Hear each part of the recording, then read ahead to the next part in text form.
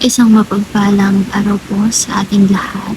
So, pasensya na kayo kung medyo maingay since malakas na yung ulan. So, napalitan na yung tag-init ng, tag-ulan na ngayon. So, since today is Saturday, andito pa rin tayo sa ating series which is Understanding the Gospel. So, this is our 6th installment nitong series na to. And our topic for today is worthy of the gospel, or yung pagiging karapat-dapat natin sa ebanghelyo. So, in connection to our topic for today, ang Bible verse na ating tatalakayin ay ang Philippians chapter 1 verse 27.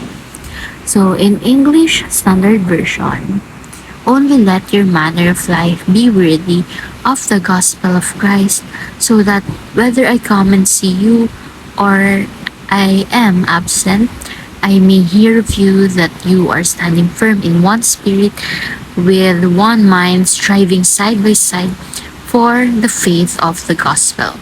So in Filipino translation naman, or in ang Salita ng Diyos version, kinakailangang mamuhay kayong karapat-dapat sa Ebanghelyo ni Kristo, upang kung ako ay pumunta riyan at makita kayo o hindi man makabalita ako ng patungkol sa inyo, na kayo ay nananatiling matatag sa iisang espiritu at iisang isipan, at sama-sama ninyong ipinagtatanggol ang pananampalataya ng Ebanghelyo. So parang ang sinasabi dito yung having integrity, na even though hindi tayo nakikita ng ibang tao, or even though hindi tayo nakikita ni Lord God or ni Jesus Christ, is that we are still being honest with the gospel, na sinusunod pa rin natin ito. Kumbaga, inaaral, sinusunod at pinaglalaban pa rin natin itong gospel na ito, even when no one is watching, na kahit tayo lang mismo ay nakakaalam. So, kaya nga nasabi rito, kailangan nating mamuhay na karapat-dapat sa gospel ni Jesus Christ, para nga kahit pumunta man siya dito, makita niya tayo, or kung hindi man, marinig niya galing sa ibang tao na we have that kind of integrity nga, na even though hindi niya tayo nakikita, is ginagawa natin kung ano bang dapat natin gawin, especially when it comes to Jesus Christ's gospel. So, para mas mapalalim pa itong talakayan natin, is proceed tayo sa ating teaching. So, number 1, or ito pala yung pinaka-question natin sa ating teaching. Why should we live worthy of the gospel? So, number 1, we were bought not by gold or silver, but by the blood of Jesus. So, kung mapapansin nyo, dito sa mundo nating mga tao, may mga bagay na naipagbibili gamit ang mga gold and silver, di ba? Minsan nga, isinasanla pa yung mga yan sa pawn shop para lang, or kapalit ng malaking halaga, di ba? So, minsan kapag kailangan nila ng pera, nagsasanla sila ng mga ganyan, gold, silver, and then tinatrade nila yon for other things, di ba?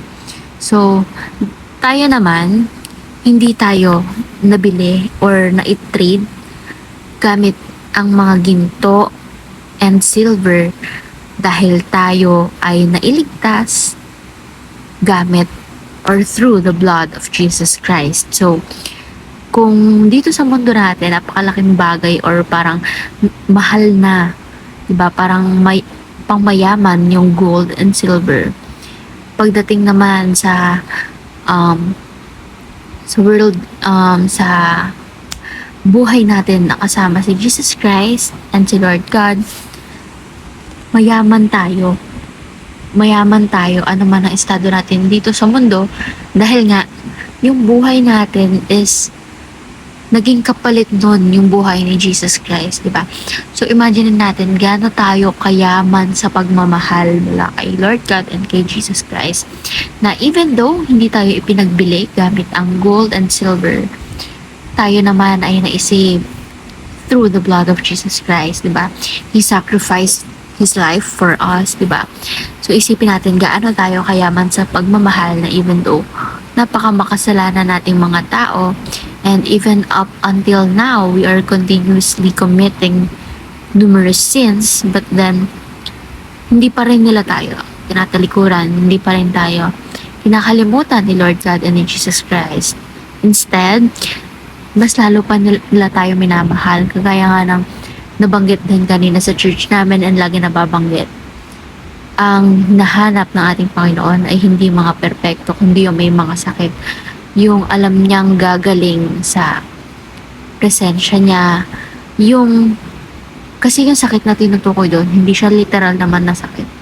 Like, sakit na sins. Kasi lahat tayo may sakit. Yung kasalanan natin, di ba?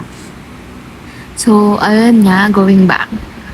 Kahit pa napakamakasalanan natin is napakayaman natin sa pagmamahal. So, that is one of the reasons why we should live worthy of the gospel or nung ebanghelyo. And number 2, we were given only one life with limited time here on earth. So, itong physical body natin, itong buhay natin dito sa mundo is indeed limited lang, di ba? Mostly up to 60, 70 years, minsan nga 50 years lang, di ba? So, dapat mamuhay tayo na karapat-dapat para sa ebanghelyo. Huwag na natin sayangin yung oras natin kasi alam nga natin limited lang yung time natin dito sa mundo.